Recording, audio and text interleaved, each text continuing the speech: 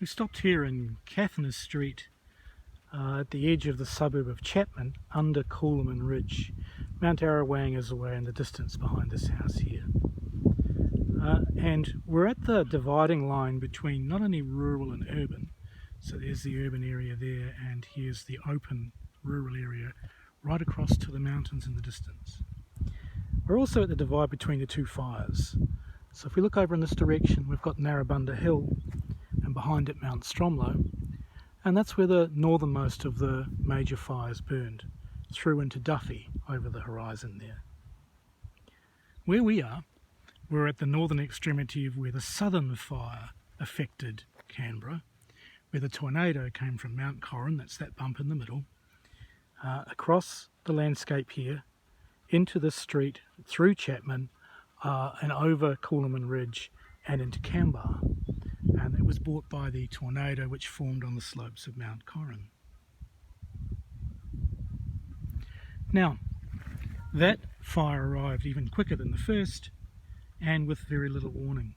And it was an hour and a half later than the first fire. Everyone knew something was coming, but it arrived very rapidly. And it burned through the equestrian centre we can see in the foreground, where people who own horses stable them. I think it's called adjustment or something, and pay money to have their horses looked after. And as a result, many horse owners, when the fire threatened, came down in their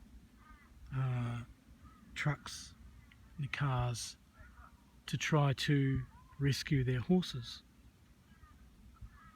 Oh, look at that, clouds gradually darkening the landscape. It's quite dramatic. And one of them was a teacher friend of my partner's who came down and rescued a horse, and when she got back to the car park was surprised that people started pouring water over her. She didn't realise that she'd been so badly burned that her nerve endings had gone, so she couldn't feel pain, and it's taken her many years to recover.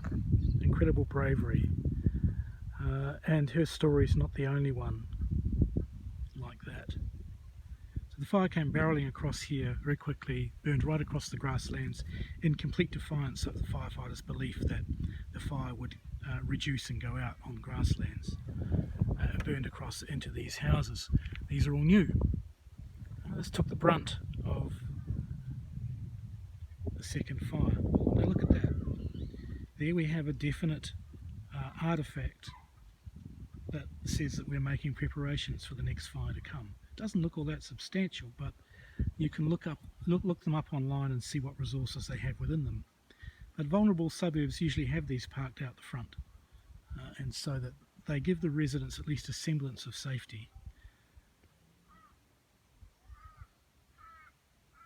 We're going to move on through Chapman. I'm going to look at a new housing development, and then we're going to go up to Lincoln close under Mount Arrawang and talk about what's going on or what went on there during the fire.